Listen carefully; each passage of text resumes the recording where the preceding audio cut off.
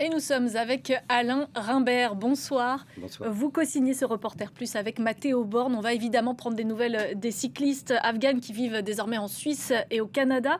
Mais d'abord, expliquez-nous un peu les coulisses de ce documentaire. D'où viennent tout d'abord les images qui ont été tournées en 2021 et que l'on voit de l'exfiltration. Par qui ont-elles été tournées? En fait, quand j'ai entendu parler de l'opération en 2021, je me suis demandé en fait comment je pourrais l'illustrer. Et la plupart des images ont été tournées par les cyclistes elles-mêmes en fait. Et j'espérais maintenant avec les smartphones, j'espérais que d'avoir le potentiel de leur expérience à travers leurs images. Et ça a été le cas, donc j'ai pu bénéficier de leurs images. J'avais potentiellement 100 caméras, hein, il y avait 128 personnes qui étaient évacuées, et donc, mais j'ai utilisé essentiellement les caméras, les appareils photo des cyclistes.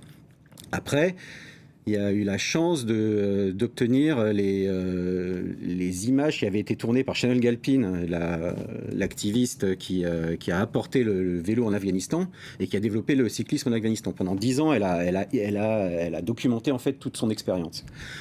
Et elle nous a communiqué ces images.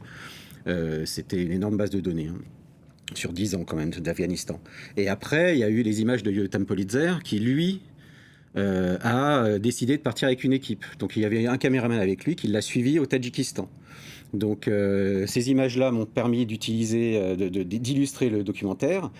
Et quand Mathéo est arrivé sur le film en 2023, eh bien, il nous a mis en contact avec Philippe Blanc, qui lui travaille avec la RSI et qui était en juin 2021 en Afghanistan, juin-juillet 2021 en Afghanistan, et il a tourné les derniers moments d'Afghanistan. Pour pouvoir réaliser ce reporter, vous avez retrouvé tous les acteurs qui ont participé à cette exfiltration, les cyclistes, mais aussi celles et ceux qui les ont aidés. Est-ce que tout le monde a immédiatement été partant pour participer à votre projet? Oui, pratiquement directement, hein. Tout le monde était partant. Il fallait raconter cette histoire. Ils n'ont pas beaucoup communiqué dessus, hein, mais tout le monde était partant. Il y a juste deux cyclistes qui, à un moment donné, ont demandé à ne plus pas faire partie du documentaire. Pour des raisons, parce qu'une avait sa mère et ses sœurs qui vivaient encore en Afghanistan et qui étaient en danger, et l'autre parce qu'elle avait vécu une expérience assez douloureuse dont elle ne voulait plus parler. Et à part ça, et Fazli, Ahmad Fazli, qui était le président de la fédération, qui lui a refusé aussi de parler. Au début, non, mais par la suite, puisque c'était un processus assez long de produire ce film, ça a duré 4 ans. Fazli était, lui, accusé de harcèlement de personnes de l'équipe de cyclisme afghan, et donc lui a refusé de parler parce qu'il était sous le coup d'une enquête. Vous évoquiez la militante américaine Shannon Galpin, c'est l'une des protagonistes de cette exfiltration. Elle est vraiment remarquable. Est-ce que vous pouvez nous parler un peu d'elle? Comment s'est passée votre rencontre avec elle? La rencontre a été délicate au début, hein, il fallait montrer patte blanche, elle était très engagée, elle avait beaucoup travaillé sur le film, il y avait une polémique justement avec la liste qu'elle avait fournie et celle qui était ressortie après la liste de Fazli. Il fallait pas faire l'évaluation, en fait, il fallait pas qu'elle soit là pour faire l'évaluation de l'opération, mais qu'elle apparaisse objectivement comme celle qui a amené le vélo en Afghanistan. Comme elle, et aussi elle défendait, elle était, comment dire, elle était responsable en fait de ce qui se passait aujourd'hui. Donc il fallait aussi, c'est pour ça qu'elle s'est engagée pour sauver ses filles. Il y a aussi le directeur d'ONG Yotam Politzer et l'entrepreneur milliardaire Sylvan Adams. Ce sont deux Israéliens. On ne les entend pas forcément sur une opération humanitaire en Afghanistan. Est-ce qu'il faut en déduire que l'amour du cyclisme n'a pas de frontières? Elle n'a pas de frontières. Pour Sylvan Adams, c'est sûr que le cyclisme a été un déclencheur. Il est féru de vélo, il est champion lui-même. C'est un ami, il y a beaucoup de choses qui se sont télescopées. C'est un ami de David Lapartien. David Lapartien lui a demandé de l'aide. Lui, il s'est dit à ce moment-là, je les aide, je finance l'opération. Pour Yotam Politzer, c'est il est totalement aussi à sa place, puisque lui, il fait du sauvetage de personnes en zone sinistrée. Il n'avait jamais fait d'opération en zone de conflit, mais il s'y est mis. Il s'y est mis.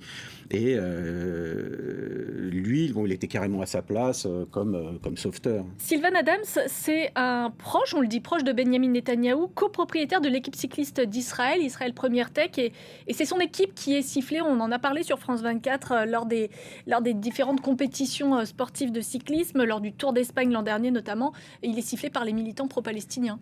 Oui.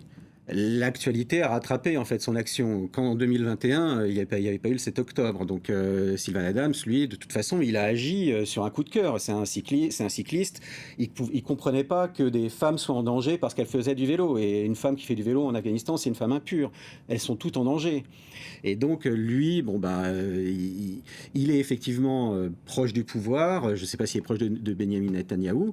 Il s'est engagé et aujourd'hui, son équipe se fait un peu siffler. Elle se fait siffler aussi au Québec, au Canada, quand il y a des compétitions. Ça n'empêche pas l'action qui a été menée. C'est juste que voilà, ce sont deux problèmes politiques qui sont différents. Enfin, il y a un problème politique et puis d'un autre côté, il y a une aventure humaine à laquelle il a voulu participer pour des raisons déontologiques, pour des raisons de philanthropie, pour des raisons de cyclisme. Et ce sont des femmes. Je voudrais aussi qu'on parle de la Suisse, du rôle joué par l'ancien conseiller d'État du canton de Vaud, Philippe Lebas. Est-ce qu'il fait figure d'exception ou bien des politiques, des hommes politiques qui se sont impliqués pour sauver des Afghans? Il y en a plusieurs dans plusieurs pays. Oui, Philippe Lebas, c'est quelqu'un d'entier. C'est un ancien arbitre de football aussi, qui a fait de la politique. Et il se trouve que le nerf de la guerre, ce sont les visas. Et quand David Lapartien s'est rapproché de lui pour trouver ses visas, il s'est engagé. Mais des Philippe Lebas, il y en a dans d'autres pays. Il y avait Marie-Lou McPhedran au Canada, qui, elle, a été le Philippe Lebas canadien, qui a été accusé d'avoir falsifié des documents pour permettre à des Afghans de venir dans le pays au moment de ces exfiltrations, puisque certaines des cyclistes sont partis au Canada.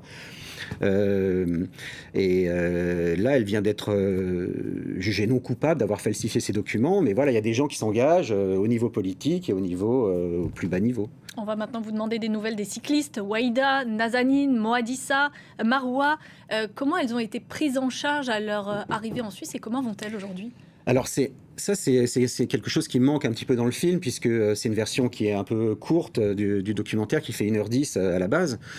Et on n'a pas trop la vie des filles aujourd'hui en Suisse, qui vivent en Suisse ou au Canada. Et quand elles sont arrivées, elles ont été prises en charge. Elles se sont d'abord retrouvées dans un foyer à Bâle, puis après elles ont été transférées à Aigle, où elles ont été prises en charge. Elles ont trouvé une famille d'accueil.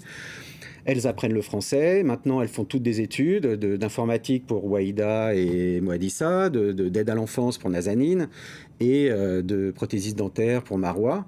Il y en a d'autres qui font d'autres études. Elles sont toutes en phase d'intégration en Suisse. Et leur famille, elle se trouve toujours en Afghanistan aujourd'hui ?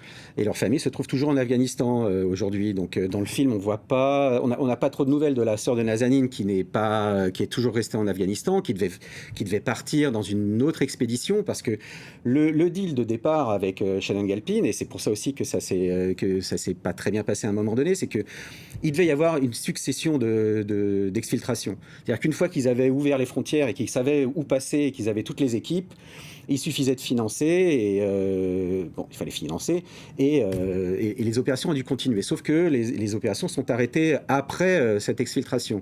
La sœur de Nazanin est restée là-bas, mais toutes les familles de ces filles sont restées en Afghanistan. Beaucoup sont en danger. Elles font partie pour beaucoup de l'ethnie Hazara, qui est une ethnie qui est persécutée en Afghanistan. Qui subissent en fait une triple peine, Hazara, filles, chiites, qui faisaient du vélo, quadruple peine, et qui en fait les mettent dans un grand danger.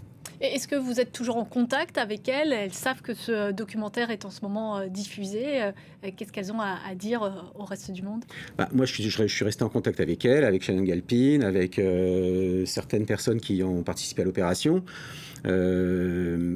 ce qu'elles disent, en fait, ce qui se passe, c'est que, étant donné la situation en Afghanistan, là, il y a le nouveau code pénal afghan qui vient de sortir, qui a été mis, qui légalise les violences faites aux femmes, qui ne punissent pas les hommes, qui autorise l'esclavage, qui exclut totalement de l'espace public les femmes. Donc elles sont là, reconnaissantes en Suisse, au Canada, dans des pays occidentaux, où elles peuvent apprendre, elles peuvent se développer, mais leurs familles sont restées là-bas, donc elles ont toujours peur. Mais ce qu'elles me disent, c'est qu'elles referaient le voyage à 100%, certainement avec leur famille. C'est avec leur famille, mais elles le referaient. Merci beaucoup Alain Rimbert d'être venu pour ce débrief sur le plateau de France 24. Restez avec nous, on va se retrouver dans quelques minutes pour un nouveau point sur l'actualité internationale. L'essentiel continue.